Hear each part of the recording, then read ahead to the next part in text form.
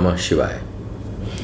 प्रश्नोत्तर कार्यक्रम में ही हूँ और फिर कुछ प्रश्न जो है वो हमारे राकेश भैया आप लोगों के लिए लेकर के आ गए हैं, तो पूछिए क्या प्रश्न पूछना चाह रहे थे।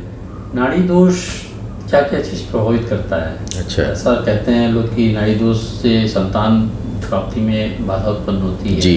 विवाह मतलब खंडित हो जाता है, तलाक हो जाता है, इस टाइप से बहुत सी चीज़ें आती हैं। हाँ, तो क्या ये संभव है?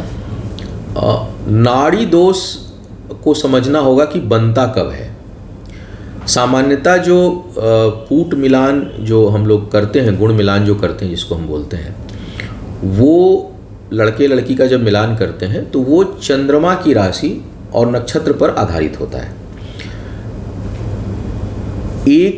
एक ही राशि और एक ही नक्षत्र में लड़का और लड़की दोनों हो तो नाड़ी दोष बनता है। अब आदि, मध्य और अंत 3 तरह की नाड़ी है। तो अगर एक जैसी नाड़ी है, मतलब लड़के की नाड़ी भी आदि हो, लड़की की भी आदि हो, दोनों का अंत हो या दोनों का मध्य हो, तो नाड़ी दोष माना जाता है। कुछ लोग परिहार भी बताते हैं कि राशि एक ही हो लेकिन नक्षत्र अगर अलग अलग हो तो नाड़ी दोष का परिहार हो जाता है, या नक्षत्र एक हो और राशि बदल जाए तो भी परिहार हो जाता है। कई लोगों की ये मान्यता है कि अगर जैसे आपने कहा कि नाड़ी दोष है तो क्या तलाक हो जाता है, या नाड़ी दोष है तो जीवन साथी में किसी की मृत्यु हो जाती है, या संतान की समस्या उत्पन्न होती है। मेरे अनुभव से जो मुझे जो अनुभव हुआ वो ये रहा है कि नाड़ी दोष केवल और केवल संतान को प्रभावित करती है। तलाक की समस्या नाड़ी दोष के कारण नहीं आएगी। जीवन साथी का जीवन और मृत्यु नाड़ी दोष के कारण उत्पन्न नहीं होगा। जीवन मृत्यु देखने के लिए नाड़ी ना देखें बल्कि लग्न और पर्सनल व्यक्ति की आयु देखें। कई बार यह भी भ्रम उत्पन्न होता है लोगों में कि हमारा विवाह हुआ, विवाह के कारण मृत्यु हो गई लड़के की या लड़की की। ये बहुत बड़ा भ्रम है।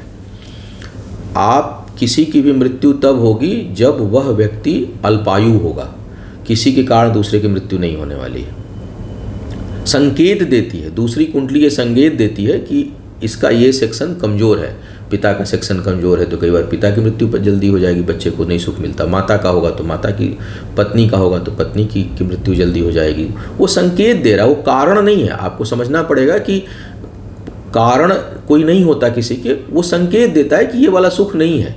लड़की है, उसका पति का देहांत जल्दी हो गया, इसका मतलब कि लड़की की कुंडली में ये संकेत है कि इसको जीवन साथी का सुख प्राप्त नहीं होगा या उसकी मृत्यु हो सकती है। अब ऐसे ही अगर कुंडली कोई हो तो आपको चाहिए कि जिससे विवाह होने जा रहा है उसकी आयु देखें सबसे पहले। केवल आजकल तो सबसे बड़ी समस्या है कि सॉफ्टवेयर में चीज़ें बन रही हैं, आजकल नहीं पहले भी मैं देखता था, और कूट मिलान करके विवाह कर देते हैं बिना इसका विश्लेषण किए कि जो है वो खुद के ग्रहों की स्थितियाँ क्या हैं। तो हम तो मना कर देते हैं। हमको, हमारे पास अभी पिछले सप्ताह भी एक कुंडली आई थी जिसमें कि मेरे बड़े बड़े करीबी मित्र हैं, मीडिया में काफ़ी बड़े पद पर हैं, तो उनकी बिटिया का था कि तो मुझे थोड़ा संदेह हुआ। तो मैंने कहा कि भाई सब कुछ ठीक लग रहा है, लेकिन लड़के की आयु में मुझे संदेह हो रहा है, तो अगर करीबी हो तो उन्हें आप बता दें कि भाई इसको एक बार, और मेरे से ही नहीं किसी और से भी परामर्श ले लें, क्योंकि जब कोई बड़ा मैटर है तो चाहिए कि आप 2 ओपिनियन ले लें। तो बाकी तो व्यक्तिगत रूप से हम तो नहीं सजेस्ट कर पाएंगे। तो ऐसी चीज़ है, लेकिन वो नाड़ी दोष के कारण नहीं है। नाड़ी दोष जो है वो संतान को प्रभावित करता है, संतान होने में कठिनाई उत्पन्न करता है, और केवल नाड़ी दोष ही संतान नहीं उत्पन्न होने का भी एक कारण नहीं है। कई बार नाड़ी दोष अगर है और पंचमेश बहुत मजबूत है तो संतान हो जाएगी। राशि नक्षत्र होने दीजिए, तब थोड़ी बहुत प्रॉब्लम आती है ब्लड से संबंधित। की कई बार होता है ना कि माँ का जो ब्लड ग्रुप है, बच्चे के ब्लड ग्रुप में कुछ ऐसे बहुत एंटी होते हैं, तो उस समय कुछ इंजेक्शन वगैरह, मेरे बेटे के केस में भी ये हुआ था। तो लेकिन वो सस्टेन कर जाएगा बच्चा। दिक्कत तब आती है जब नाड़ी दोष के साथ साथ नाड़ी दोष भी और पंचमेश भी खराब है। पंचम भाव पर खराब ग्रहों का प्रभाव है। पंचम भाव पे सर्प योग बन रहा है, पंचम भाव पे मार्केस बैठा हुआ है, और पंचमेश कहीं चला गया है अपने से 6, 8, 12 स्थान पर। तो ऐसे कंडीशन में संतान प्राप्ति में दिक्कत आती है। तो पहली बात कि नाड़ी दोष से न तो तलाक का कारण है, लड़ाई झगड़ा भकूट और गण नहीं मिलेगा तब अधिक होगा। लेकिन अगर नाड़ी दोष केवल है तो नाड़ी दोष तलाक या वैचारिक चीज़ों का कारक नहीं है। नाड़ी दोष जो है वो लड़ाई झगड़े या मृत्यु का कारक नहीं है। नाड़ी दोष संतान के आयु के लिए जरूर खतरा है, विशेष करके गर्भस्थ संतान के लिए। अगर गर्भ में वहाँ पे ज़्यादा खतरा होता है, बाहर पैदा होने के बाद उसका कोई ऐसा प्रभाव नहीं पड़ता। बाहर होने के बाद जो प्रभाव पड़ेगा वो पंचम भाव का पड़ेगा। पंचम भाव अगर दूषित है, खराब प्रभाव में है, तो बच्चा होने के बाद भी या तो नालायक निकल जाएगा या आपका जीना हराम कर देगा या उसकी आयु कम होगी। तो इस तरह की तमाम समस्याएं जो है वो जनरेट होती हैं अगर पंचम भाव किसी व्यक्ति का खराब है तो। नाड़ी दोष के साथ साथ पहली बात तो ये क्लियर कर लीजिए कि नाड़ी दोष संतान को प्रभावित करती है, गर्भस्थ शिशु को ज़्यादा प्रभावित करती है। और उसका उपचार अगर नाड़ी दोष है और किसी का एक आध बार मिसकैरेज हो चुका है तो उसको चाहिए कि या जान गए तो बेहतर है, गर्भस्थ शिशु के लिए भी महामृत्युंजय किया जा सकता है।